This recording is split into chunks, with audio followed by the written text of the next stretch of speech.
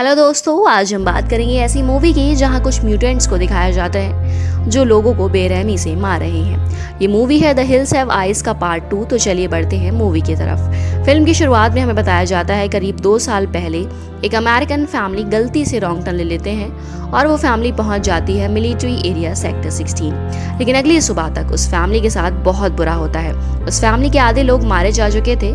इस फैमिली को पार्ट 1 में दिखाया था। इस घटना के बाद वहां मिलिट्री सर्च ऑपरेशन कंडक्ट करवाती है।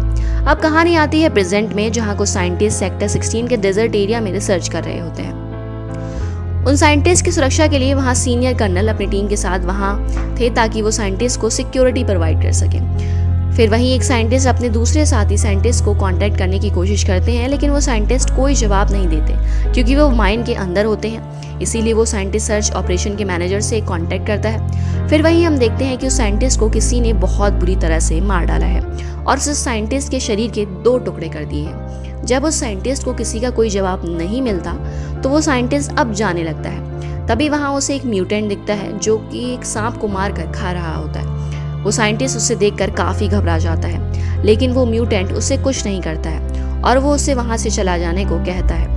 वो साइंटिस्ट उस म्यूटेंट को अच्छे से समझ पाता तब तक एक दूसरा म्यूटेंट साइंटिस्ट को पीछे से उसके सर पर मारता है और उसकी वहीं मौत हो जाती है। साइंटिस्ट की चिल्लाने की आवाज़ सुनकर कर्नल उधर ही मूव ऑन करते हैं, लेकिन तभी एक और म्यूटेंट कर्नल को पीछे से रॉड घुसाकर मार देता है और उसे पहाड़ से नीचे फेंक देता है।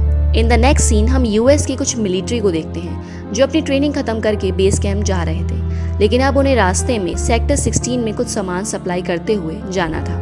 अब सब लोग सेक्टर 16 में पहुंच जाते हैं, लेकिन उन सब मिलिट्री वालों को कैंप में कोई नहीं देखता। पूरा बेस कैंप खाली पड़ा था।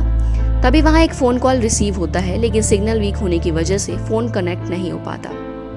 तभी सबको पहाड़ी पर से कुछ लाइट रिफ्लेक्ट होती हुई दिखती है। वहां पर मौजूद लीडर सार्जेंट को लगता है वहां किसी को शायद हेल्प की जरूरत है। सार्जेंट तुरंत ही अपने 2 सोल्जर्स को वहीं छोड़ के सबके साथ पहाड़ी पर सर्च कंडक्ट करने चला जाता है। उन दोनों सोल्जर्स का नाम नेपोलियन और एम्बर होता है।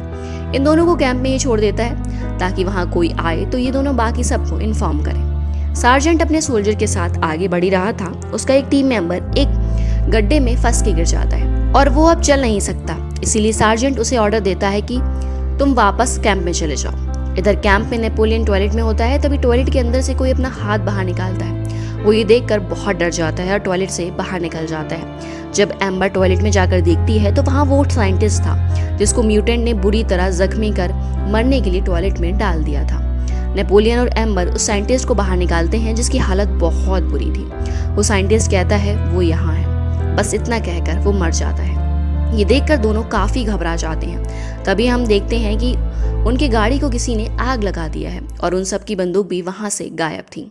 ये देखकर एम्बर डर जाती है और कहती है मैं पहाड़ी पर जा रही हूँ बाकी सोल्जर के पास, लेकिन नेपोलियन जाने से मना कर देता है और कहता है मैं नीचे ही रहना ज़्यादा सेफ समझता हूँ।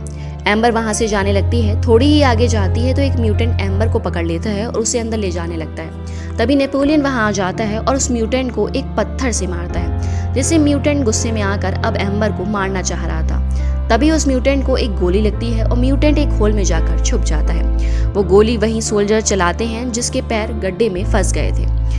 अब वो सोल्जर नीचे की तरफ आने लगता है। तभी वहीं म्यूटेंट दूसरे होल से निकलकर उस मिलिट्री मेंबर को होल के अंदर खींचने लगता है।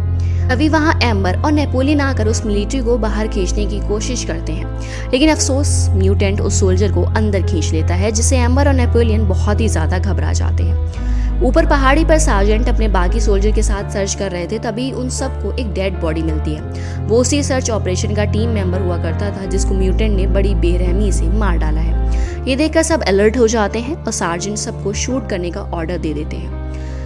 तभी पीछे से एक म्यूटेंट पत्थर से हमला करता है। बाकी सब सोल्जर उस म्यूटेंट पर गोली चलाते हैं। वो म्यूटेंट तो बच के वहां से भाग जाता है, लेकिन गोलीबारी के दौरान सार्जेंट सामने आ जाता है और सार्जेंट को गोली लग जाती है। सब लोग सार्जेंट को गोली लगते देखकर बहुत घबरा जाते हैं और सार्जेंट की वहीं पर डेथ हो जाती है। अब वहां पर एम्बर और नेपोलियन भी पहुंच जाते हैं। दोनों अपने साथ हुए सब घटना के बारे में बताते हैं। ये सब सुनकर सब समझ जाते हैं कि अब वो सब बहुत बड़ी मुसीबत में फंस चुके हैं। बाहर जाने के लिए ना ही उन लोगों के पास गाड़ी है और किसी से कांटेक्ट करने के लिए कोई डिवाइस भी नहीं था। इन सबको जिंदा बचने के लिए कुछ ना कुछ करना होगा। अब सब सोल्जर नीचे जाने की प्लानिंग कर रहे होते हैं, लेकिन सब लोग सार्जेंट की डेड बॉडी को साथ ले जाना चाहते थे, लेकिन पहाड़ बहुत ऊंचाई पर था, इसीलिए रस्सी की मदद से नीचे ले जाना था। इसके लिए किसी एक इंसान को साथ जाना था। वो सोल्जर मान जाता है जिसकी गोली से सार्जेंट की मौत होती है। अब रस्सी से सार्जेंट की डेड बॉडी और वो सोल्जर नीचे उतर रहे होते हैं और बाकी सोल्जर रस्सी के दूसरे हिस्से को पकड़े हुए थे। तभी रस्सी अचानक से टूट जाती है और वो सोल्जर की वहीं डेथ हो जाती है। तभी एक सोल्जर रस्सी को नोटिस करता है कि रस्सी टूटी नहीं है, बल्कि किसी ने रस्सी को काट डाला है। वो सब समझ जाते हैं कि कोई उन सबको एक एक करके मारना चाहता है। अब बाकी बचे सोल्जर्स पहाड़ी से बचाकर नीचे उतर रहे होते हैं।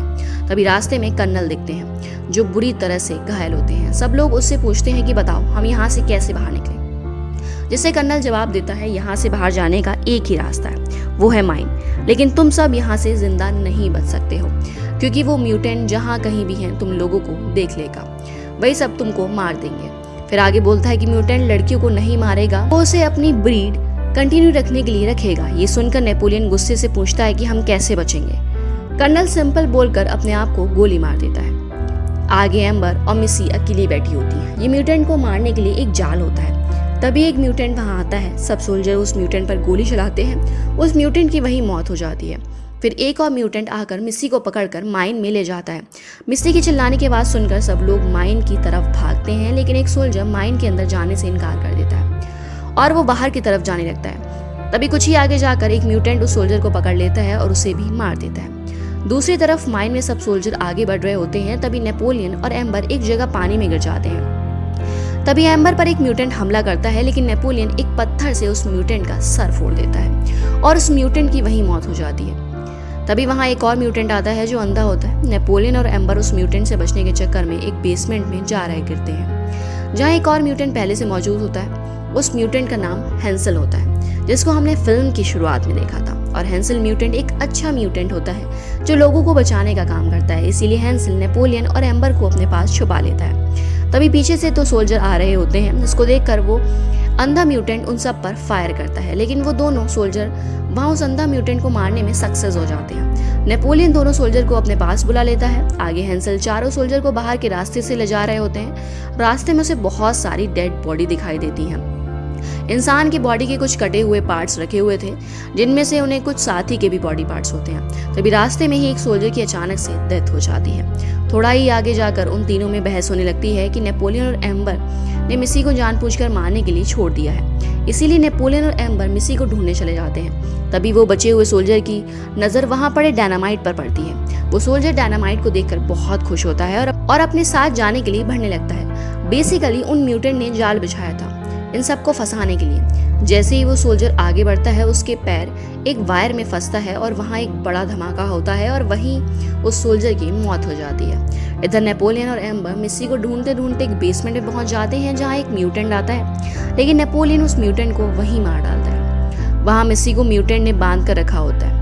दोनों मिसी को लेकर वहां से बाहर निकलने लगते हैं। तभी एक और म्यूटेंट वहां आता है और तीनों पर हमला करता है, लेकिन फिर से नेपोलियन उस म्यूटेंट को मार डालता है। तीनों बाहर निकल जाते हैं, लेकिन अभी भी कोई उन तीनों को देख रहा होता है और ये मूवी यहीं पर एंड हो जाती है। Fearless.